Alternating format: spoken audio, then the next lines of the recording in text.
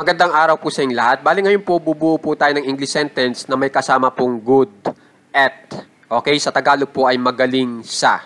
So ang gagawin nyo lang po ay pipili lang po kayo ng isa dito simula sa I am hanggang dito sa Lara is. Pipili lang po kayo ng isa dyan at pagkapili nyo dyan, isusunod nyo lang po itong good o magaling.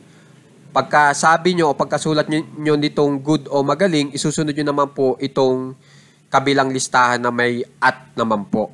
Okay, pipili lang din po kayo ng isa dyan at makakabuo na po tayo ng English sentence. Okay, halimbawa po, ikaw ay magaling sa pagluluto.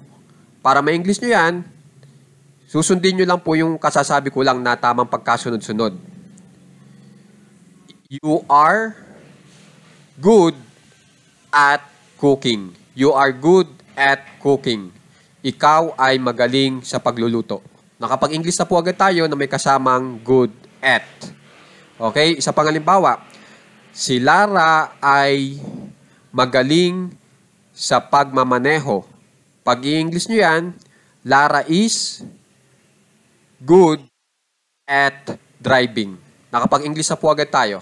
Okay? So, sana makikipractice po itong ating leksyon para gumaling na po agad kayo sa paggamit ng good at. At saka, kung meron po kayong mga kaibigan dyan o kaklase na gusto rin matutong mag-English sa simpleng pamaraan, sana makikishare po itong ating leksyon.